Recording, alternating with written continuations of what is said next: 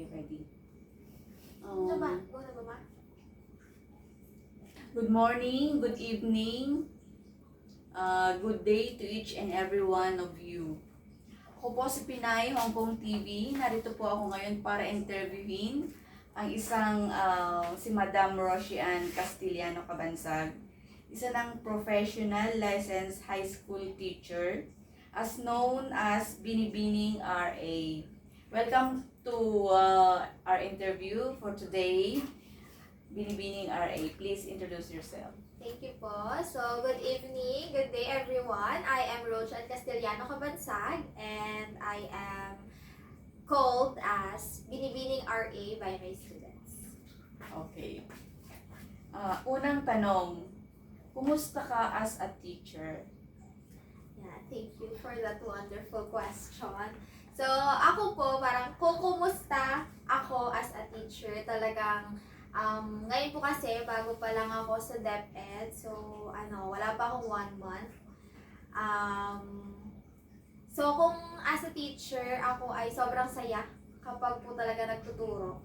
Medyo nahirapan lang ako sa paperworks, yung paggawa ng mga lesson plans, ganyan. Pero kapag po talaga ako ay nasa classroom at nagtuturo, humaharap sa students ko, sobrang saya ko po talaga at parang wala talaga akong kapaguran. Ayan. So, sa mga aspiring teachers dyan, meron po tayong makukuhang mga lessons sa ating Binibining RA. Next question. How did your journey start as a student? Okay, so, ako naman po, noong ako ay bata pa, parang naaalala ko, ako naman ay masipag na student. Sabi nga nila parang yung middle child syndrome, napanood ko lang yun recently. Kapag daw middle child ka, parang magagalit si mama. Parang lagi daw na-neglect. Pero hindi naman totoo. Pero, ewan ko, pero yung sabi nila, yung middle child syndrome daw kasi ay parang magiging overachiever ka daw kapag middle child ka. So, parang lagi mong pinapatunayan yung sarili mo, ganun. Pero hindi naman ako na-neglect talaga. Pero yon parang since nag-aral po ako nung grade 3 onwards, parang mas talagang nakita ko na yung kahalagahan ng pag-aaral ng mabuti, ganyan. Kaya talagang, di mo ako sobrang sipag, pero talagang competitive po ako. Lalo na nung college or senior high school, ganyan. Nung nag-start na ako ng senior high school, talagang parang nag-strive ako ng mas matindi kesa po nung lower years. Talagang kumbaga pinagsikapan mo talagang marating yung profession mo hanggang ngayon. Next question ulit tayo. Bakit teacher ang napili mong profession? Yan, kapag talaga tinatanong po ako kung bakit ako nag-teacher, parang lagi ko talagang sinasabi, wala akong ibang profession or wala akong ibang work na nakikita na gagawin ko bukod sa pagtuturo. Ganyan po. So, bata po kasi ako, madaldal ako sa classroom. So, doon sa classroom, lagi sabi ng teacher ko, ikaw ang daldal-daldal mo, maghintay ka maging teacher ka para dumaldal ka buong araw. Kaya, yun po talaga naalala kong memory ko. So, sige na nga, mag-teacher na lang ako. Tapos, parang since grade 7 po talaga, yun na talaga. Kasi talagang, parang in-idolize ko talaga yung teacher ko po nung grade 7 ng English. Yan, tuwan-tuwa po ako sa kanya kasi talaga ang galing niya. Tapos, yun, gusto ko talaga maging English teacher. Wow. So, yun. Talagang since grade 7 ka, talagang yung goal mo is maging talagang teacher. English teacher, ayan. So, next na po tayo ha, moving on, ganon. Anong mga challenges ang pinagdaanan mo at paano mo na-overcome? Dumating ka ba sa punto na pinanghinaan ka or mga struggles mo? Ayan. Yung akin po, parang lagi ko ang sinasabi na nung ako ay nag-aaral, talagang lahat ng mga pangangailangan ko ay binibigay sa akin. Lalo po nung college ako, nakita ko talaga yung struggles ng isang working student, ganyan. So parang mas na-appreciate ko yung buhay na binigay sa akin ng parents ko, yung pinoprovide po nila sa akin kasi talagang ako ay naka-dorm, hindi ko kailangan magbiyahe araw-araw, gumising ng sobrang aga para makipag-unahan sa pagko-commute. Kaya parang wala po talaga akong struggle. Ang struggle ko lang is yung pagod ko mag-aral. Ganyan. Wow. So, talagang napaka-blessing mo dahil sa mga Opo. parents mo, nandyan sila very supportive. Hindi ka nila pinabayaan. Opo. Talagang kung ano yung pangarap mo, kung ano yung goal mo, sinuportahan ka nila. Opo. Yes po. Ayan. So, ayan, moving on ulit tayo. Pwede mo ba i-reveal kung ilan ang percentage mo sa board exam at satisfied ka ba sa result? Ayan. So, disclaimer lang. Kasi, parang before po mag-exam, parang nakakarinig na nga ako ng mga ganyan na meron ako kasing co-teacher no na sabi niya, kung pwede lang, magre-retake daw siya ng LET kasi hindi nga siya satisfied sa score niya. Tapos parang ako na, napaka-ungrateful naman ito, nakapasa na yung iba nga gusto 75 lang, diba? Pero nung ako po kasi personally nag-exam na, sobrang struggle ko. Lagi kong ikukwento ko lang. Parang may time po no, na nasa church kami ni na ate, ni na mama. Tapos parang hinawakan ako ni ate sa tuhod. Tapos, as in, humahagulgul na ako. Tapos sabi niya, bakit ka ba kasi nape-pressure? Tapos sabi ko, pagod na ako. Tapos iyak na ako ng iyak. Kasi parang Mondays to Fridays, magtuturo po ako. Tapos may mga paperworks pa, ganyan. Tapos Saturday, Sunday lang talaga yung review ko.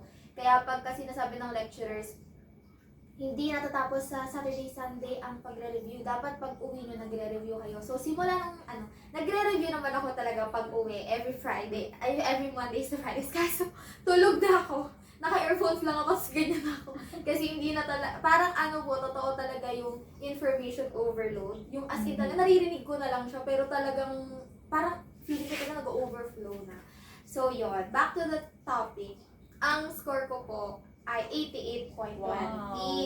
Kaso, ang story po nun, no, nasa school pa po ako nung nilabas yung results, 12 p.m. Tapos, parang, sobrang tagal po kasi mag-load. Kasi syempre, ang daming nag-aabang.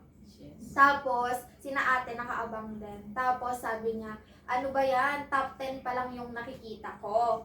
Tapos, nalungkot na ako agad talaga. Sabi ko, ay, hindi ako top notcher.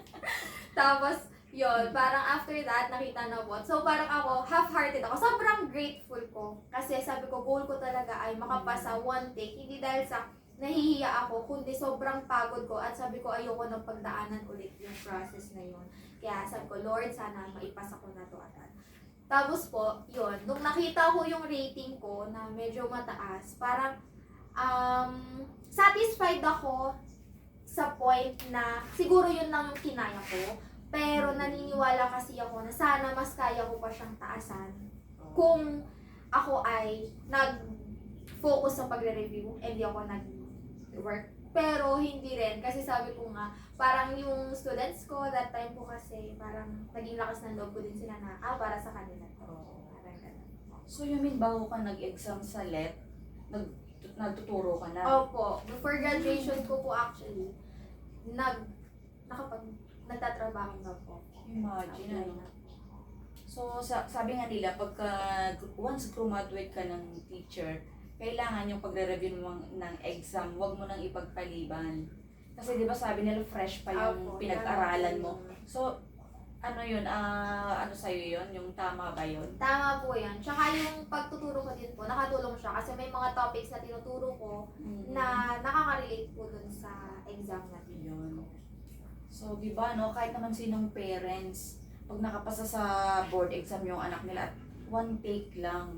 Kung yung iba nga, pagka hindi nakapasa sa take one, pero proud pa rin yung parents, supportive pa rin sila. O, di ba? O, okay, ito naman. Paano mo nakikita ang iyong sarili sa hinaharap? At anong maia-advise mo sa mga nangangarap maging teacher? Thank you po. So, ako talaga, marami kasi, as a teacher, meron tayong tinatawag na professional growth. So, yung mag-aaral ka, for masters, for doctorate, Oo. tapos parang maraming compliments sa'yo na, kaya mo mag-principal, kaya mo mag-directress, kaya mo mag-superintendent, ganyan. Pero ako kasi po talaga, sabi ko nga kanina, wala akong iba talagang nakikita na gawin sa buhay ko, kundi magturo. So, hindi po talaga ako for administrative work. Siguro, kung ako ay magma-masters, ganyan, mag-professor, ganun Ganun po. Parang mas inline pa rin talaga ako. Mas gusto ko talaga na magturo, tapos makihalubilo sa mga bata, tapos maturuan po sila sa loob ng classroom. Wow. Ganun. Talagang nakaka-amaze. Actually, pamangkin ko po ito. Yung kapatid kong bunso, pangalawang anak niya ito. Si Binibining Ra. Ito. Ah, para kanino ka nagpapasalamat na kung bakit narating mo ang pagiging high school teacher. Yan na yan. Ayan. So, nagpapasalamat talaga ako syempre unang-una kay Lord.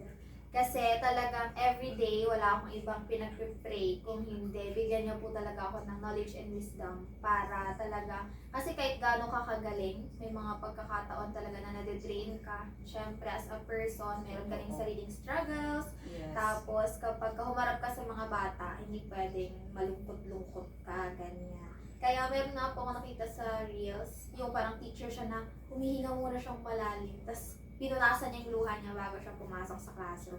So may mga times na ganun talaga. Kaya all glory to God kasi siya talaga yung bibigyan ng strength sa akin every day. Tapos, syempre po sa parents ko, lagi ko ang sinasabi na lahat ng achievements ko, hindi ko talaga magagawa kung hindi dahil sa kanila. Kasi yung comfortable life, sila talaga yung nag-provide sa akin. And sa lahat, kasi parang hindi lang kasi sapat na mahusay ka. Sa mundong ibabaw ay kailangan mo talaga ng support system. Hindi lang talaga morally, financially talaga yung isa sa mga malalaking kailangan din talaga. Kasi minsan kahit support sila sa'yo morally, kung gutom ka or kung nahihirapan ka dahil na wala kayong pera, hindi ka makapagpasa ng project. So lahat din po ng mga achievements ko from college, from elementary actually, sila din po talaga yung nag-provide sa akin. Kaya malaki din yung stepping stone na kumbaga parang sila po yung may hawak ng slingshot para pagkabitaw nila doon, malayo talaga yung mararating ko. Opo. Syempre po yung mga kapatid ko, kasi lagi nandyan, sina ate, si EJ, at syempre si Toots. Shoutout sa'yo, Toots. At si kay Celia, ng aking best bayaw ever. So, ayan po talaga, yung mga friends ko, lalo din.